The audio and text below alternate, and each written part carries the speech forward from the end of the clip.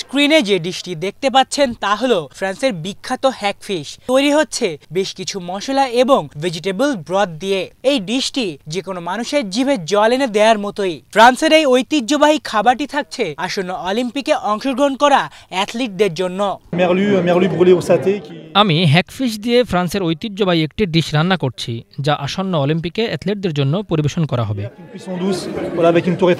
দারুণ এই খাবারের জন্য এক বিশেষ রকমের ঝোল তৈরি করা হয়, যেখানে বিভিন্ন রকমের সবজি এবং মশলা ব্যবহৃত হয়, যা মূলত এই ডিশকে করে অনন্য। এই ঝোল তৈরির পাশাপাশি আরেক জায়গায় বিশেষভাবে হ্যাগফিশ রান্না করা হয়। ঝোলগুলো ঠিকমতো রান্না হয়ে গেলে ফ্রাই করা হয় হ্যাগফিশগুলো, এরপর ঝোলের উপর দিয়ে দেওয়া হয়। এই হ্যাগফিশ বেশ যত্ন সহকারে পোড়ানো হয় যেন এর মধ্যে একটি স্মুথ এবং স্পাইসি ফ্লেভার আসে। আমরা ভীষণভাবে গর্বিত যে ফ্রান্সের এই ঐতিহ্যবাহী খাবারটি অলিম্পিকের অ্যাথলেটদের জন্য পরিবেশন করতে পারবো। আপনি যদি একজন ভোজন রসিক হয়ে থাকেন তাহলে স্ক্রিনের দিকে তাকিয়ে নিশ্চয়ই আপনার জিভে জল এসে পড়ার কথা। ভেজিটেরিয়ান, নন ভেজিটেরিয়ান সব প্রকার খাবারই দেখতে পাচ্ছেন এখানে, আবার ডেজার্ট আইটেমও আছে।